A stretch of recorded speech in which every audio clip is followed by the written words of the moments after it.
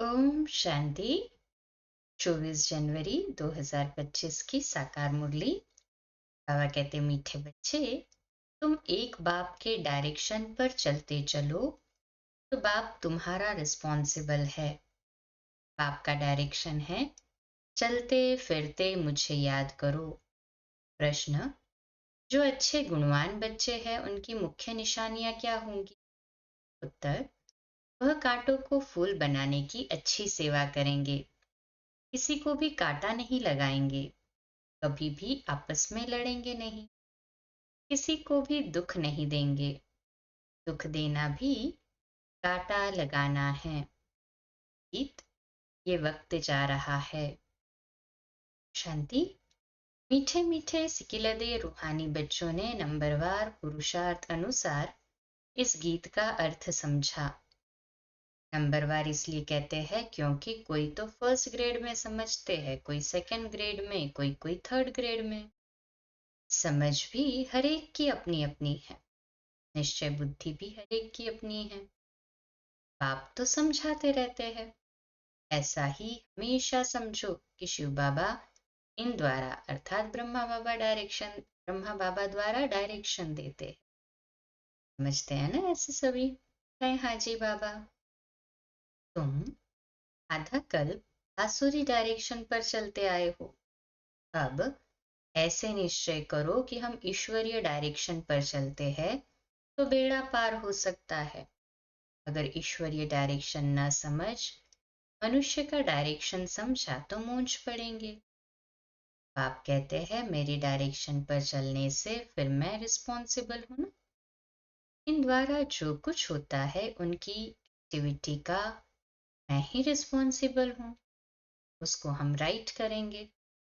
तुम सिर्फ हमारे डायरेक्शन पर चलो, जो अच्छी रीति याद करेंगे वही डायरेक्शन पर चलेंगे। कदम कदम ईश्वरीय डायरेक्शन समझ चलेंगे तो कभी घाटा नहीं होगा, निश्चय में ही विजय है। बहुत बच्चे इन बातों को समझते नहीं हैं। थोड़ा ज्ञान आने से देह अभिमान आ जाता है। योग बहुत ही कम है। ज्ञान तो है, हिस्ट्री ज्योग्राफी को जानना तो सहज है ना। कहें हाजी बाबा। यहाँ भी मनुष्य कितनी साइंस आदि पढ़ते हैं। ये पढ़ाई तो इजी है, बाकी मेहनत है योग की। कोई कहे बाबा हम योग में बहुत मस्त रहते हैं, बाबा मानेगा नहीं। बाबा हर एक की एक्ट को देखते हैं। बाप को याद करने वाला तो मोस्ट लवली होगा, याद नहीं करते इसलिए ही उल्टा सुल्टा काम होता है। बहुत रात दिन का फर्क है। अभी तुम इस सीढ़ी के चित्र पर भी अच्छी रीति समझा सकते हो। इस समय है कांटों का जंगल, ये बगीचा नहीं है। ये तो क्लियर समझाना चाहिए कि भारत फूलों का बगीचा था। बगीचे में कभी जंगली जानवर रहते हैं क्या? वहां तो देवी देवता रहते हैं। बाप तो है ही हाईएस्ट अथॉरिटी।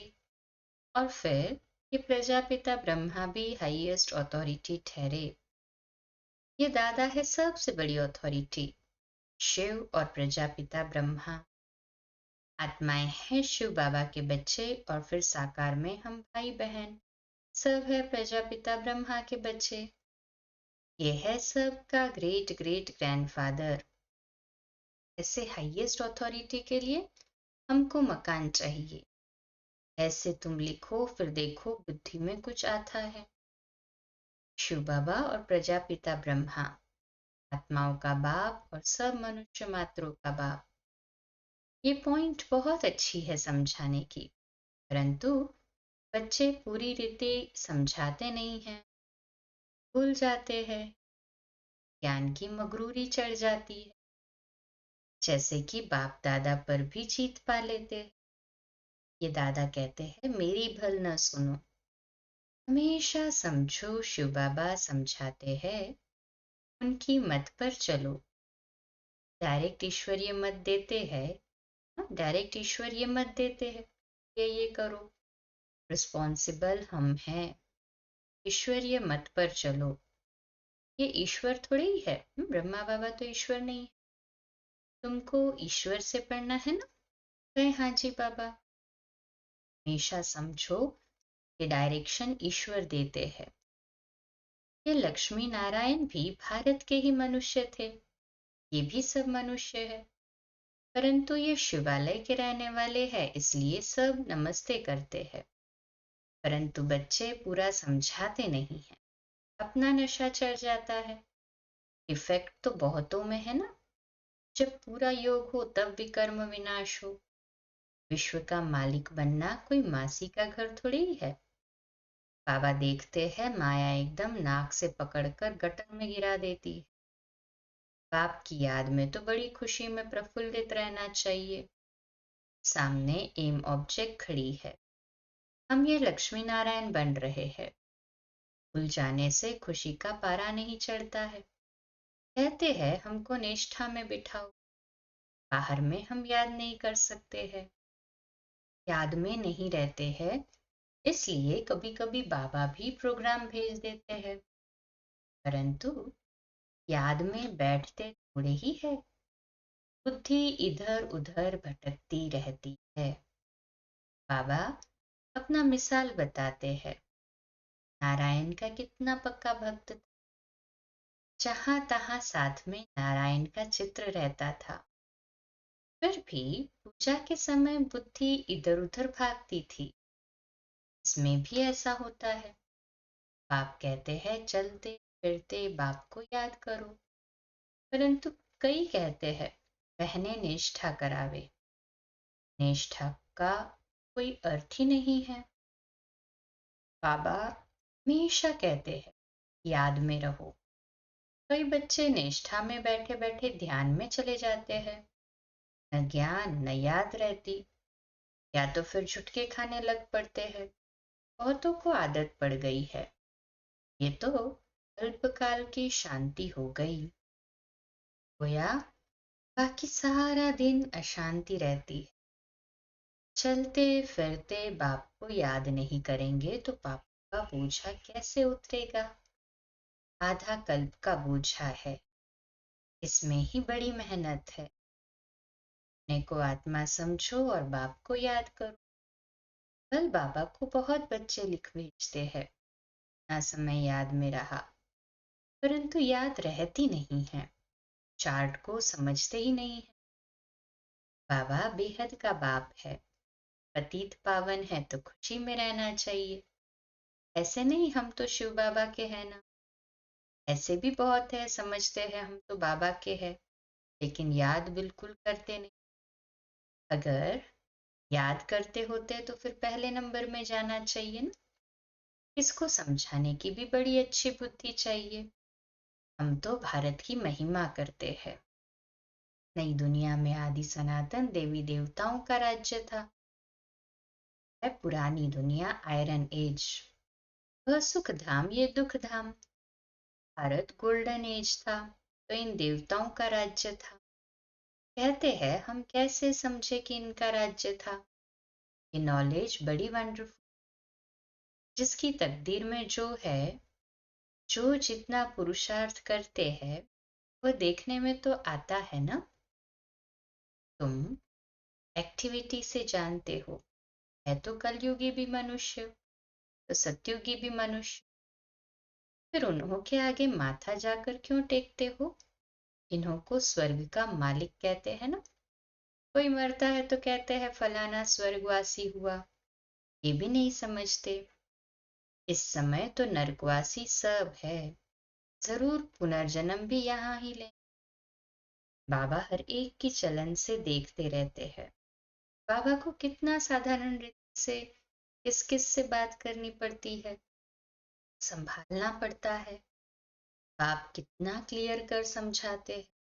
समझाते भी है तो बात बड़ी ठीक है। बाबा कहते समझते भी है ना तो भी बात बड़ी ठीक है। फिर भी क्यों बड़े बड़े कांटे बन जाते हैं। समझते तो कांटे नहीं बनते। एक दो को दुख देने से कांटे बन जाते हैं, आदत छोड़ते ही नहीं। कभी कभी बागवान बाप फूलों का बगीचा लगाते हैं, कांटों को फूल बनाते रहते हैं। उनका धंधा ही ये है। जो खुद ही कांटा होगा तो फूल कैसे बनाएगा।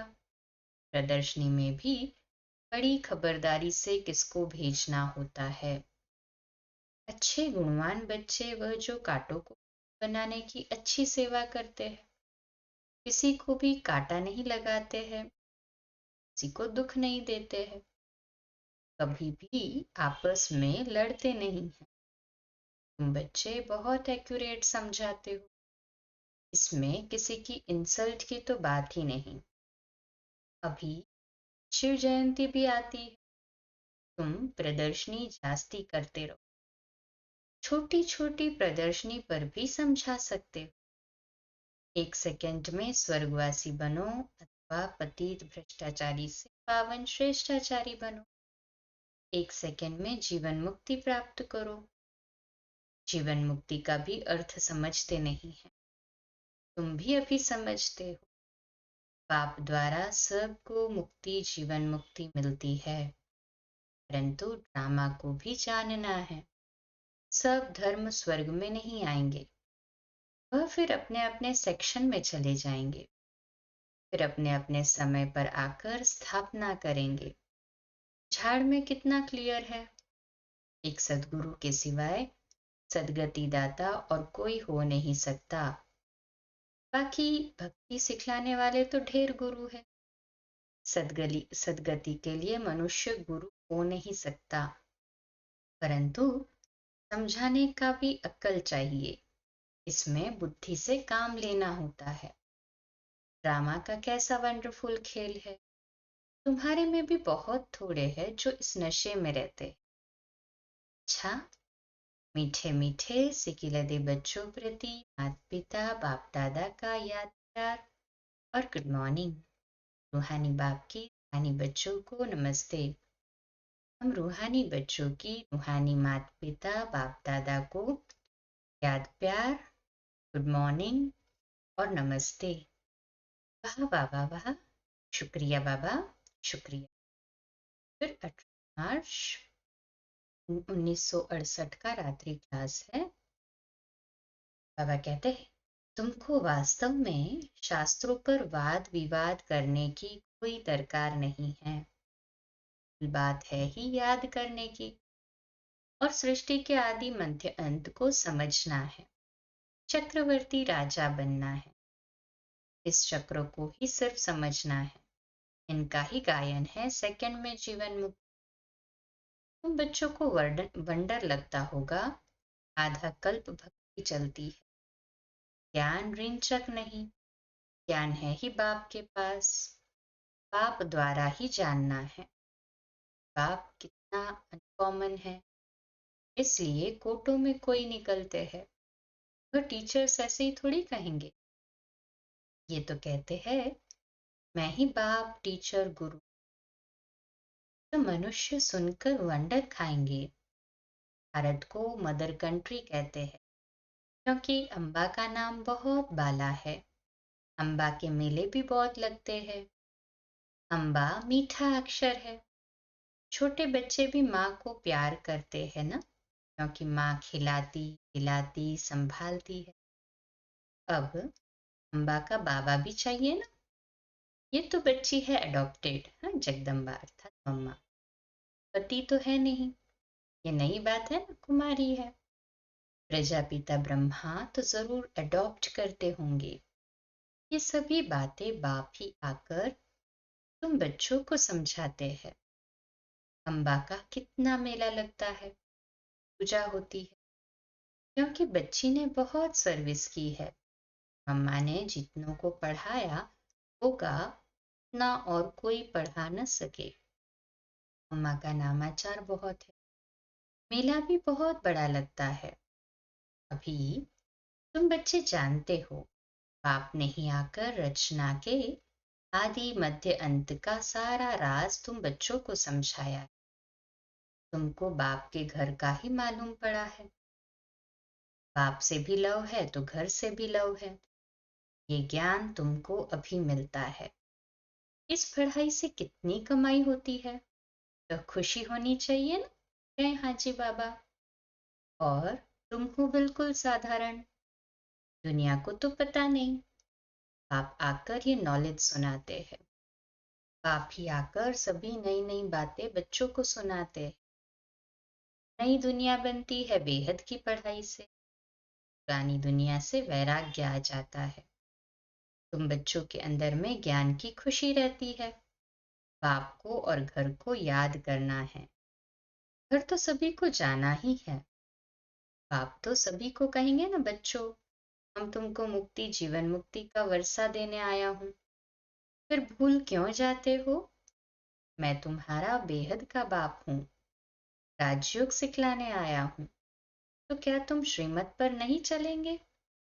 फिर तो बहुत घाटा पड़ जाएगा। ये है बेहद का घाटा। बाप का हाथ छोड़ा तो कमाई में घाटा पड़ जाएगा। अच्छा, गुड नाइट। धारणा के लिए मुख्य सार है पॉइंट। एक बाप की याद से मोस्ट लवली बनना है। चलते फिरते कर्म करते याद में रहने की प्रैक्टिस करनी है। बाप की याद और खुशी में प्रफुल्लित रहना है। दूसरी पॉइंट, कदम कदम ईश्वरीय डायरेक्शन पर चल हर कार्य करना है। अपनी मगरूरी अर्थात देहाभिमान का नशा नहीं दिखाना है। कोई भी उल्टा सुल्टा काम नहीं करना है, पूंछना नहीं। आज का मीठा वरदान, साधारण कर्म करते भी ऊंची स्थिति में स्थित रहने वाले सदा डबल लाइट भव। आज का सुमान, मैं सदा डबल लाइट आत्मा हूँ। मैं सदा डबल लाइट आत्मा हूँ। विश्लेषण, जैसे बाप साधारण तन लेते हैं, जैसे आप बोलते हो वैसे ही बोलते हैं, वैसे ही चलते हैं, तो कर्म भले साधारण है लेकिन स्थिति ऊंची रहती है। ऐसे आप बच्चों की भी स्थिति सदा ऊंची हो। डबल लाइट बन ऊंची स्थिति में स्थित हो, कोई भी साधारण कर्म को। सदैव ये स्मृति में रहे कि अवतरित होकर अवतार बन करके श्रेष्ठ कर्म करने के लिए आए हैं, तो साधारण कर्म अलौकिक कर्म में बदल जाएंगे। स्लोगन है, आत्मिक दृष्टिवृत्ति का अभ्यास करने वाले पवित्रता को सहज धारण कर सकते हैं। शक्तिशाली मनसा द्वारा सकाश देने की सेवा का आज का व्यक्त इशारा है। जितना स्वयं को मनसा सेवा में बिजी रखेंगे, उतना सहज मायाजीत बन जाएंगे।